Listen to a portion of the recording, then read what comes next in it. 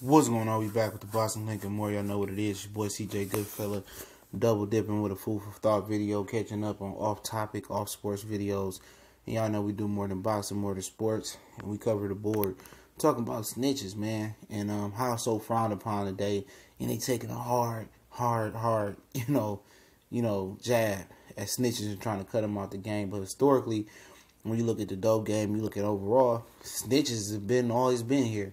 You know, a lot of these guys had some of the toughest reputations, but at the end of the day, you know, when they put them years in front of you, they get to sink it. And people swear up and down that they won't be snitching. You know, we look at some of the greatest and some of the, most publicized dope dealers, Frank Lucas, Nicky Barnes, Carlton Hines, people know that story. He from the Bronx.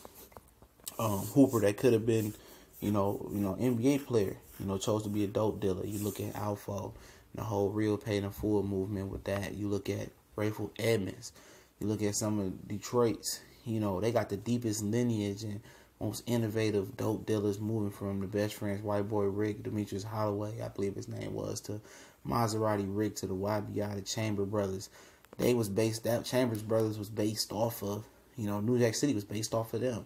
You look at all these different, characters, and when it came down to it, when they put the years in some of these guys' faces, they came down to snitch. Some of the toughest hitmen of all time. Snitch, maybe to get revenge for what was done or what was done to their family members, and people taking a hard jab at snitches today. But the average person, you tell them, you go somewhere, you tell them you getting 20, 30 years, or you getting life, you ain't never getting out of jail.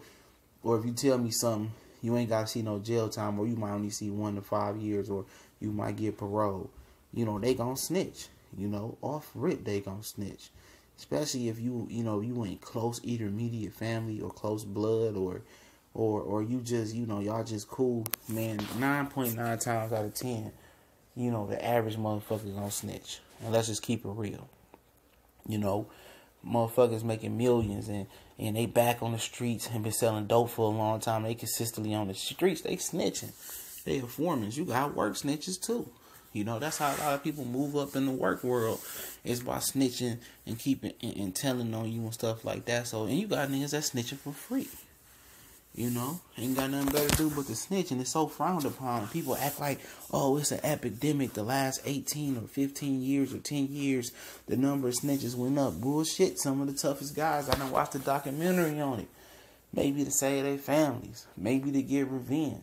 Or maybe to cut their time. Maybe it was snitching on cops. Maybe it was snitching on co-defendants. Maybe it was snitching on rivals. Maybe it was snitching on this guy.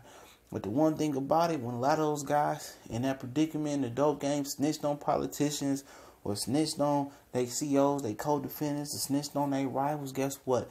Even if they get out 5, 10, 15, 20, 30 years, like Alpha did from Pay the Fool in Harlem, no matter who you snitch on, guess what? 20, 30, 40, 50 years later, they still got to be a witness protection. They still got to live with that burden of snitching and look over their shoulder for the rest of their life.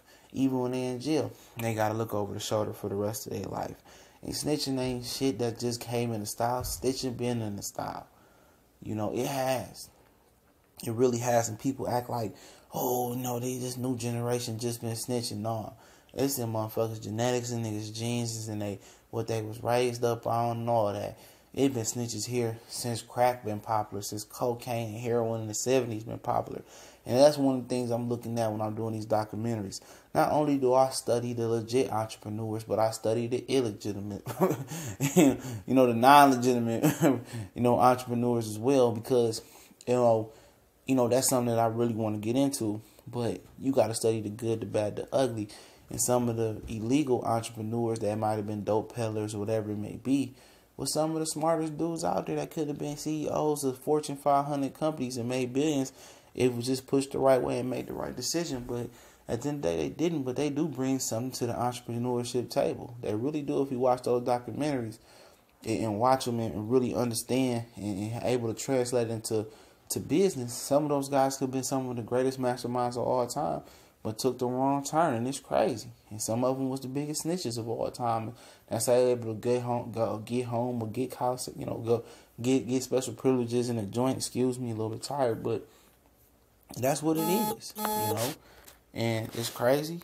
And once you look into it, man, it's crazy. But it's a lot of it's more than what people think. I won't say a lot. Some guys that's so dope that was able to clean their money in real estate or clean their money in this and that, and they have been successful cleaning their money and get out the dope game. You just gotta have a real mind for that. But we gone.